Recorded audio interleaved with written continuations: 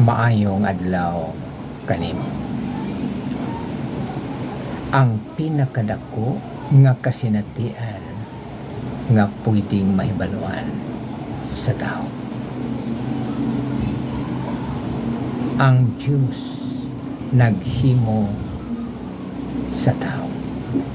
O ikaw nga gihimo nga tao, aduna kay tulo ka parte.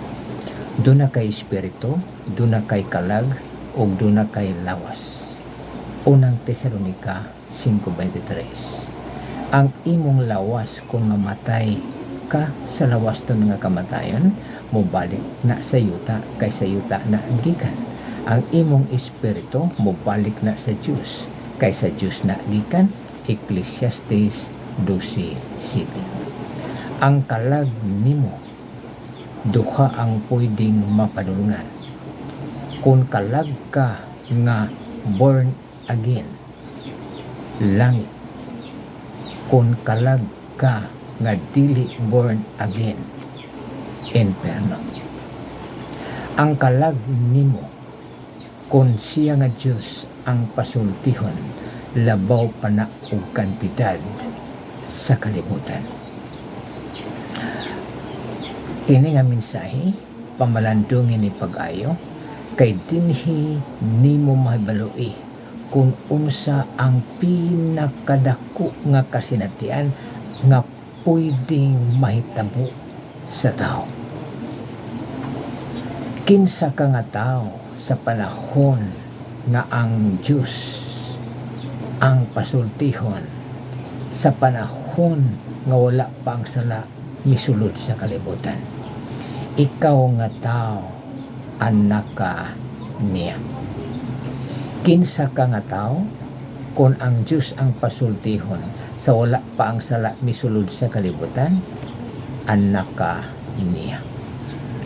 Wa pa'y kamatayon niya nga panahon, o kana nga panahon gi-claim, gideklarar, giangkon sa Ginoo nga ang tao tanan nga iyang gihimo anak niya, mga buhat 17:29.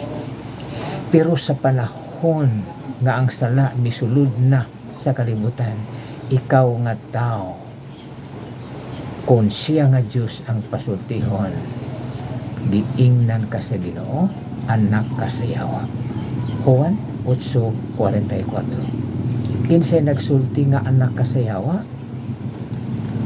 Ang Diyos nga mao si Ginoong Jesucristo. Kinsay gisultihan? Ang tao nga iyang gihimo.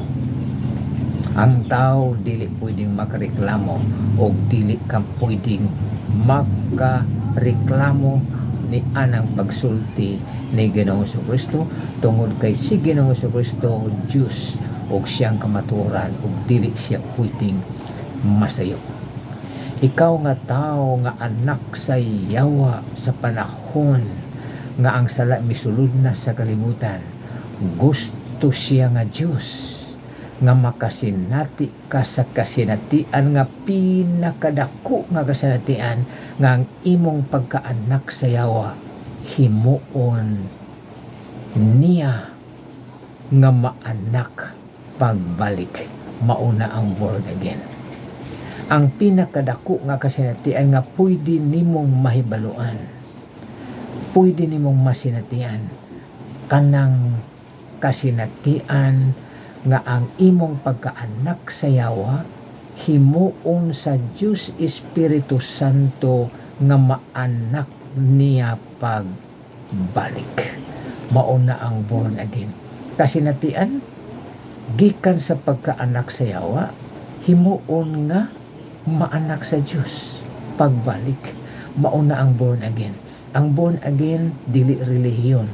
Ang born again pagtulunan na ni Ginoong Jesucristo nga gitudlo para ang tao makapita ug makasulod sa gingharian sa Diyos. Ug ang tao kung mahitabo nga ma-born again siya gikan sa iyang pagkaanak sa Yawa nga mahimo siyang anak sa Diyos pagbalik, mauna ang pinakadako nga kasinatian nga pwedeng masinati sa tao way pwedeng makapuli niya na nga pagkadako nga kasinatian. Kung gusto ka nga makasinati ni ana nga klase sa kasinatian, kay kun ang Diyos ang patan-awon sa imo nga kinabuhi, anak ka sa yawa sa panahon nga ang sala misulod sa kalibutan. Kung gusto kang makasinati sa kasinatian nga pinakadako, mauna ang balaan nga espiritu mo trabaho sa imong kinabuhi para ang imong pagkaanak sa yawa himuon niya nga maanak sa Dios pagbalik. Mauna ang born again. Si Ginoong Jesucristo mismo ang nagsulti, ang makakita ug ang makasulod sa gingharian sa Dios ang mga born again lamang. Juan Kapitulo 3. Ang balaan nga espiritu ang maura ang pwedeng makahimo sa tao nga gikan sa iyang pagkaanak sa yawa nga mahimong anak sa Dios pagbalik, para makasinati na nga tao sa pinakadakong kasinatian nga mahitabo sa iyang nga kinabuhi. Nganong pinakadako nga kasinatian? Tio mo na anak ka sa yawa, himuon nga anak sa Dios. Naabay kasinatian nga pwedeng ikapuli ni ana, o ang makahimo ni ana ang balaan nga espiritura. Tito 3:5. O ang pagdawat sa atong Ginoong Jesucristo pinaagi sa pagtuo, trabaho sa Espiritu Santo sa imo nga kinabuhi. Kung wala pa nimo nadawat si Ginoong Jesucristo, dawata siya ingon nga imong personal nga manluwas para ka makasinati sa kasinatian nga pinakadako nga kasinatian. Ug ang pagdawat sa atong Ginoong Jesucristo, ako ning ipabati kanimo, ingon niini: Ginoong Hesus, gikinahanglan ko ikaw. Ako nagaabli sa pultahan sa akong kasing-kasing ug kinabuhi, ug dawaton ko ikaw ingon nga akong Ginoo ug maluluwas. Sulod ka karon kanako, Ginoong Hesus, sa akong kinabuhi. Salamat sa imo nga saad nga mosulod ikaw kun ikaw pasudlon. Salamat sa imo nga pagpasaylo sa akong mga sala ug paghatag mo karon kanako sa kinabuhi nga walay katapusan. Salamat nga karon imo na akong gipasinati sa kasinatian nga pinakadako nga gikan sa akong pagkaanak sa yawa. Gihimo ako nga anak sa Diyos pagbalik, pinaagi sa imo nga Espiritu Santo. Ginoong Hesus, salamat nga ako born again ako karon. Himo ako nga tao sumala sa imo nga kabuoton. Amen. Nagatuo ko nga kadto nga pag-ampo tinguha kadto sa imo nga kinabuhi, kung wala ka pa nakadawat sa atong Ginoong Jesucristo, pinagi sa pagtuo para ka makasinati sa pinakadako nga kasinatian sa imo nga kinabuhi, nga gikan ka sa pagkaanak sa yawa nga mahimong anak sa Dios pagbalik, para ka tawagon nga born again, hatagan kag katungod sa Dios Amahan nga anak niya. Og sunda to ang maong pag-ampo kung wala pa nimo nadawat si Ginoong Jesucristo.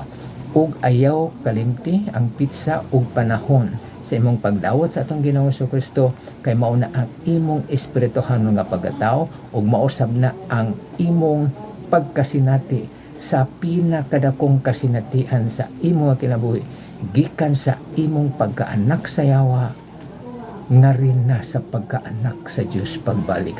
Mao na ang born again. Daghang salamat.